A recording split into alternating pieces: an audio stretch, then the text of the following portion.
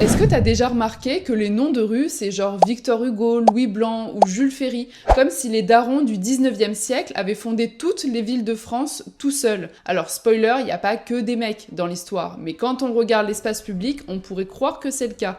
Aujourd'hui, dans Un jour une meuf, on va parler des noms de rues. À Paris, 94% des rues portent un nom masculin, et dans la France, c'est le même délire. Et pour ce qui est des stations de métro, 90% d'entre elles sont aussi nommées d'après un homme. Bon, en soi, pourquoi pas, mais le problème, c'est pas juste que ce sont des hommes, c'est que souvent, ce sont des hommes problématiques. Jules Ferry, pro-colonial. Colbert, il a rédigé le code noir, donc il a codifié l'esclavage. Pablo Picasso, un génie pour certains, mais il est aussi connu pour avoir maltraité toutes les femmes de sa vie, et encore bien d'autres horreurs. Faidherbe, chef colonial au Sénégal. Voilà, à ce niveau-là, c'est même plus une plaque, c'est littéralement un avis de recherche. Et pendant ce temps, tu as des femmes qui ont changé le monde, mais elles doivent se contenter d'une ruelle derrière un parking. Quelques noms comme ça au hasard: Gisèle Halimi, avocate des droits des femmes, d'ailleurs il y aura bientôt une vidéo sur elle. Lucie Aubrac, résistante badass. Lily Boulanger, prodige de la musique classique. Angela Davis, Valérie Thomas, bref, tout ça inconnu au bataillon. Non, il n'y a pas plein de rues au nom de Rose Valland, comme je l'ai lu en commentaire. Non, il y en a 5 à tout péter. Nommer une rue, ce n'est pas anodin, c'est ce qu'on choisit de graver dans l'espace public, ce qu'on veut que les enfants lisent tous les jours en allant à l'école. Donc oui, il est un peu temps quand même de changer les panneaux.